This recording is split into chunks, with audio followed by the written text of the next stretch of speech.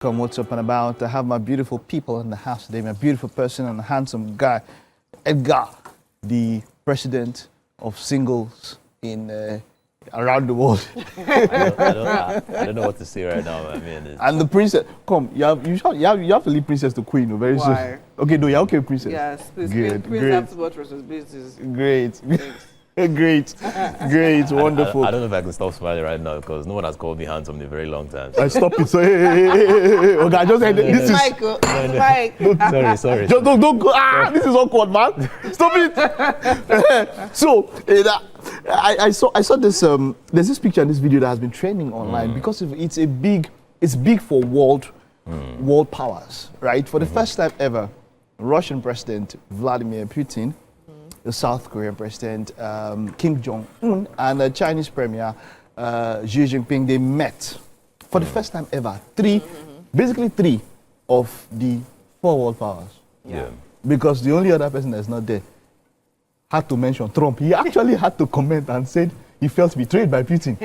You know, these are three of the other world powers. And so they met to commemorate the end of World War II. And what normally happens, you see, I love this thing countries do. Countries with power. You know, when you see that thing, when you want to show yourself. So what happens is this, everybody that has a nuclear warhead, see, if three of us now are world powers, Edgar has a nuclear warhead. No, We has a nuclear warhead, we know that we can see. So what we do is that we show, as we advance, we are showing each other. So the idea is, we know that, look, there's mutually assured destruction. If you send your, I go send my own. All of us will go. So what happens is that we don't actually get to use it. That's why, you know, the Iran situation can be very fun because you know that these people, they can, if you like shoot or if we shoot you, we'll go and miss 70 bed. I don't know if you get what I mean. So but these other ones now, they know that they want to live long. Yeah. You understand? So it's called mutually assured destruction. You have it, you have. So whenever there's an advancement, they show it. And that's what China did. So they showed nuclear warheads. They even showed man robots. So the idea now is that we're moving into AI warfare in such a way that I don't need men in battle. Wow. And Trump had to say something because all these people are saying that look, and then they made mention that look, we want to reduce our reliance on the US dollar. You understand? And then at the same time, something caught, so it was a lip reader or something, they caught them off a same, talking about immortality. These are things that I literally see in even animes, whether I like it or not. So now talk about the weaponry. Do you understand? Talking about AI, talking about robotics and all those kind of things. This is actually the future. So when my husband is actually fixated on that thing, I mean, he tries to explain to him. I'm like, okay, he says this is the future. I'm like, let's get there first. But my point is that yes, that's literally it. So I think that was also a clear message sent. Oh, where? Very clear message. It was email, WhatsApp, BBM, big message. Very, very loud big message. That see, America, you guys, you are not that big of a deal anymore. Do you understand? Other powers are literally arising, and they've been saying it, but subtly. Do you understand? And they will keep on passing that message to Trump and all of that, and they know him to be the heir. He spoke about it he could not even just, the way that you just, some people can just ignore and just be on one of my biggest prayers is that we never get to experience World War III happen. In our lifetime. It will happen, but I don't think it will, because you see what they said? They said that for peace to ensure, we have to make everybody know that we are all equals. That's exactly what Xi Jinping said. Of course. So this was commemorating the end of World War II. So if there's going to be a World War III, it will basically be apocalypse. Because nations are now too powerful. Yes. Exactly. So it will basically be apocalypse. And one thing, when I thought about Nigeria, you know what I was thinking about? When I saw the parade, you know what was into my mind? I thought about terrorism. Can there be terrorists in North Korea or China? Of course. Somebody goes, of course. No. They know. They will wipe you up like dust. See. Wait. They will grind you. Okay, I got to say like something. This crayfish that we're talking about. Because you see, there is no nation in the world that you do not have a group of people who do not support the system and stand against the system to say, okay, we are going to go against it and fight against the system. Yes, they will not survive.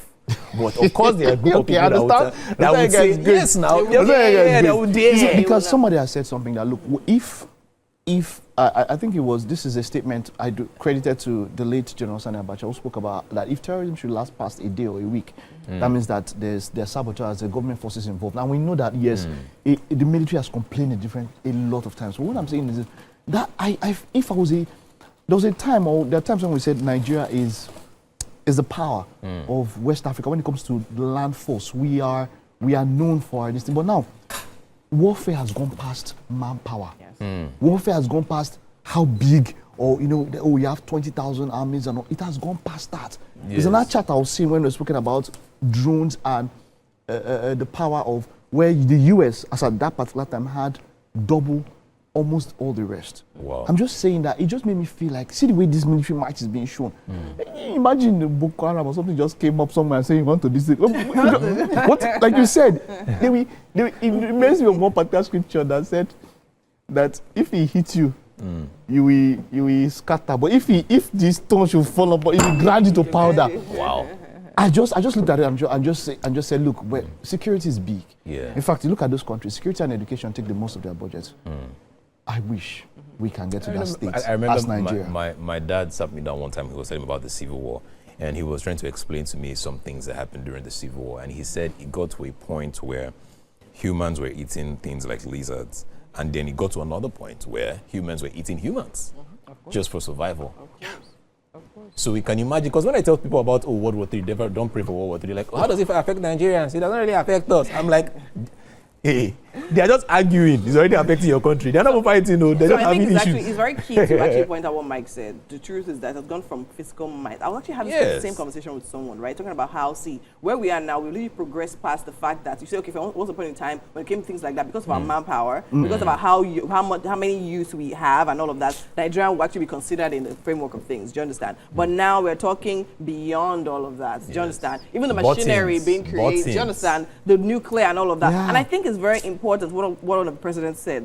He actually literally spoke about we have the powers, we know. So in a way, everybody's checking everybody. That's literally it. And we need to understand that we are equals at a level. But then again, that's also sending another message to Trump that, you can't be going about boasting and talking about how America is this, America is as if the other people, do you understand? You are not there anymore. Like you need to come to the reality. So he needs to catch up with the times and literally know what's happening, and then how other countries are literally seeing him. Because if he keeps on staying in that Delulu, it will not be a Solulu. No. But last don't joke with America. See, but those people they don't. Sometimes, I feel like this. But if there's that type of collaboration, let me be honest. Fine, America is strong, no doubt. doubting. But if there's that type of collaboration, I'm not doubting these nations when they say they have all these things. But sometimes there's just a part of me that just feels like people feel just the lamba. No, they don't. Let me tell you why. They whine? Let me tell you why. But did you see these warheads that are you whining? They brought the warheads. But the warheads, as the warheads are moving, the wolves, they call them wolves. The AI wolves were behind them. They were automated. The wolves were just behind.